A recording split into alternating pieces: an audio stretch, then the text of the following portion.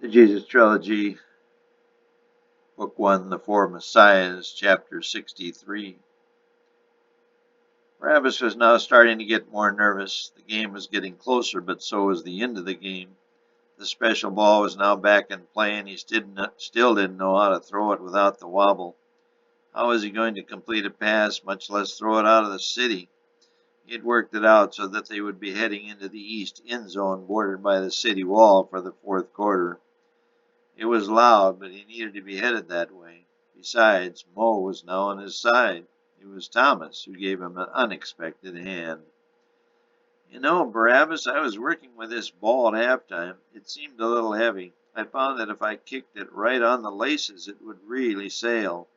Try holding it with your thumb on the laces. I don't know what's in that ball, but it's really hot, Thomas said. Barabbas thought, I don't know either, but it's got to be awfully important. That kickoff by Thomas to start the fourth quarter sailed all the way through the end zone and into the crowd. Simon still couldn't believe anyone could make an 80-yard field goal when he fumbled the ball in the first handoff. He recovered it himself back at the 16, but two running plays netted only 8 more yards, and the Eagles were forced to punt. Judas' ankle was feeling better, and he scampered up the field 20 yards to the 37 of the Eagles. They're back on their heels. Let's hit 'em deep, Barabbas said. He was still not sure how to throw the heavy ball. Go double post, crossing at the 20. I'll find one of you. The Eagles were still in the prevent defense, and Barabbas had all kinds of time. He instinctively put his finger on the laces, but then rotated the ball so his thumb was on the laces. Judas and Jesus were crossing paths at the 20 when Barabbas let it fly. Suspecting Judas still to be slowed by the injured ankle, the Eagles doubled Jesus, and the safety on Judas' side also rolled to the left side to help out. Bad idea. Judas winced with each step, but he was fast. Even with every step causing him pain, he was still faster than any of the defensive backs. He blew by the right corner, took the perfect spiral, and eased into the end zone. The Nazareth bench and the small contingent of night fans went crazy. Judas ventured to look at Gentile. She was jumping up and down.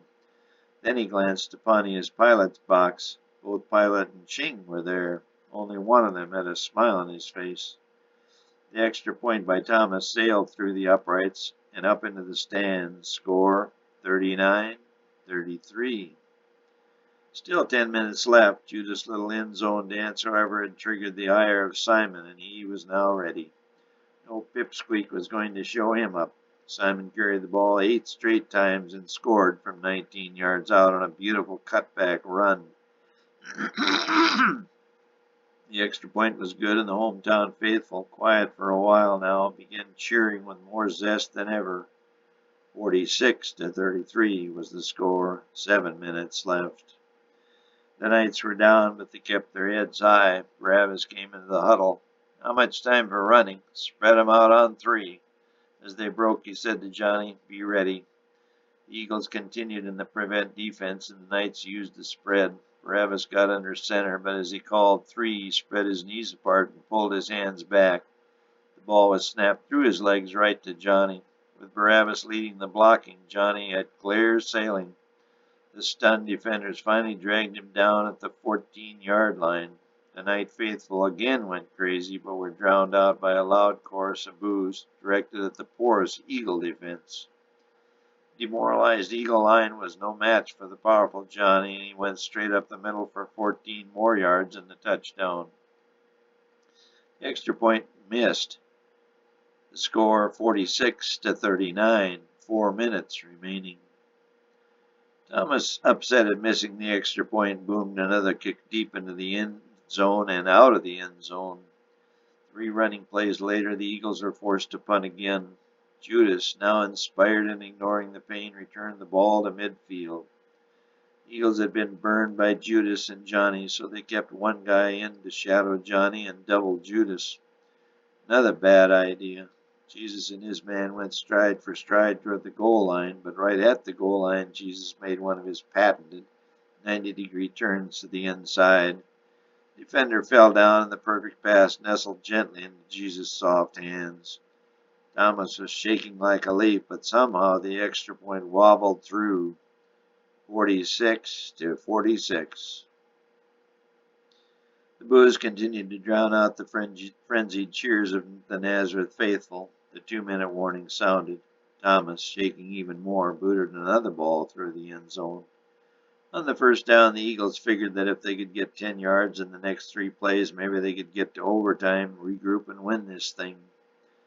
The coach called 3 successive running plays, but Simon, though he did not fumble, found no room to run against the fired-up Nazareth line. Nazareth used a timeout after each running play. There was still 1 minute 48 seconds left, but on 4th down, the Eagles let the clock run down, took the delay of game penalty, and punted from their own 18. It was a good high kick, and Judas, despite his best dancing, could only get up to his own 45-yard line. 55 yards to go, 55 seconds to do it in. A tall order for any team. Judas needed 8 more points to win his bet, and Barabbas needed to get close to the goal line in order to throw the ball over the wall.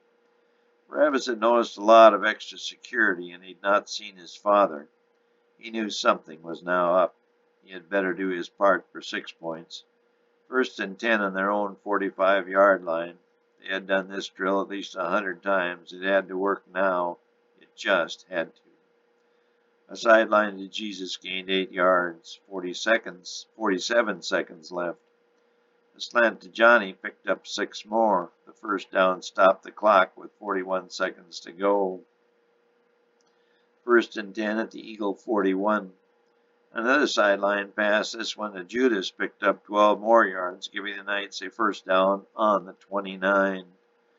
Barabbas peered at the high walls bordering the end zone. He needed to get a little closer. 30 seconds left. A quick slant to Johnny picked up 9, but the big fullback did not get out of bounds. Barabbas quickly set his team and spiked the ball. 17 seconds left. Now it was 3rd down and 1. But Barabbas had to make that throw. Back in the huddle he called double fly, no X on 1. This meant Jesus and Judas would run post routes, then turn at the goal line and each go toward his respective corner of the end zone. Barabbas got back in the shotgun. The snap was on 1 and it was perfect. He took 1 step forward and heaved the ball with all his might. The crowd gasped. Jesus and Judas stopped dead in their tracks. Coach Vincenti screamed out to Barabbas, hands on his hips. The ball, however, didn't care what anybody thought and took off like a rocket, sailing high and far into the bright afternoon sun.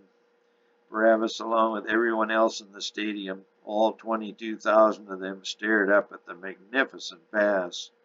The ball carried higher and higher. It appeared to graze the top wall of the stadium, but kept right on going, clearing the outer edge of the wall. Though no one in the stadium could see him, the marathon runner, who had been sitting on a bench by the roadside, was ready. The ball was now wobbling as it grazed the wall, but he saw it coming. He stretched out both hands and, to his own surprise, caught it. In a flash, he was on the road, the ball cradled in one arm under his coat. He headed south around the city wall at marathon pace. It would be the fastest 5 miles he would ever run. Coach Vincenti gestured to Barabbas, his hands in the air, saying, "What gives?" But Barabbas ignored him. He told the ref the ball just slipped. "Some slip," said the official. "You'll get a bill for that ball." "Whatever," Barabbas said. He was never more relieved in all his life, but he still had a game to win. 11 seconds left, 4th and 1 at the 20. Coach was sending in the field goal unit, but Thomas was not with them. He sat on the bench, shaking his head and staring at the ground. They could not get him to go in and kick the ball. Finally, Coach Vincenti threw his hands in the air and sent in the tight end with a play. They would have to go for it. They had no reliable substitute kicker. The play was double cross on 1. In this play, Jesus and Judas would cross in the middle of the field not only once, but twice. The defenders usually ran into one another, and this would invariably leave someone open. Barabbas took the snap and 11 seconds left. 4th down and 1 at the 20. The shotgun snap was again perfect. The play unfolded perfectly. As Jesus and Judas crossed at the 10-yard line, the two corners ran smack dab into one another and fell in a heap to the ground. The two receivers reversed field at the 5 and then crossed paths at the goal line. But as Judas planted his left foot at the goal line, he was slightly ahead of Jesus. His ankle buckled and he fell. Jesus crossed right behind him, could not react quickly enough, and tripped over Judas and also fell to the turf. The two safeties also went down on this pile. Barabbas had now no one to throw to. Johnny was still in the backfield blocking. He suddenly felt the hand of Barabbas on his backside. It was the sign of a botched play. Instinctively, Johnny knew what to do. He swept out to the right and headed down the field. The linebackers had dropped into pass coverage to help the defensive backs, so once the two got past the line of scrimmage, there was little daylight. The two corners were both semi-conscious, and the safeties were still down in the pile at the goal line. The right outside linebacker and the middle backer converged on Johnny and Barabbas. The right outside linebacker reached them first. As he did so, Johnny laid out a vicious block and flattened him. Then he yelled, "You're on your own, baby." The middle backer was big and fast. He came straight at Barabbas, who was now on the 10-yard line, but with the deft skill that only a natural athlete possesses, Barabbas sidestepped him and cruised into the end zone. The clock read 2 seconds remaining. Knights 52, Eagles 46. Judas, helped by Jesus, looked over to the sidelines. Thomas was still hunched over. The messenger tackle came running out and said, "Who wants to kick it?" "I will," Judas said. "Judas, your ankle is bad. You hold." "You're the boss, Barabbas," Judas said. "By the way, that was a great run, but it lacked style." They all laughed. The snap from center was perfect. Barabbas was poised to kick the ball, but as he took a step forward, for some inexplicable reason, Judas picked up the ball, tucked it under his arm, and took off around the right side of the line. Barabbas took a swing with his right leg and wound up on his rear end. Neither his teammates nor the reeling Eagle defenders could believe what was happening. Judas half ran, half limped his way into the right corner of the end zone, just inside the out-of-bounds marker. The whole crowd, which had been holding its breath, fell silent. Then the Nazareth faithful erupted. Judas' teammates mobbed him in the end zone, creating a big pile of bodies. Judas' ankle was being crushed. As he screamed in pain, he happened to look up at Pontius Pilate's box. Again, only one person was smiling, the same one who had been smiling before. The refs assessed a delay of game penalty on the Knights, but Thomas had suddenly recovered, and even though he was 5 yards back and the heavy ball was gone, his kickoff went clear up into the end zone bleachers. The scoreboard told the story. Knights 54, Eagles 46.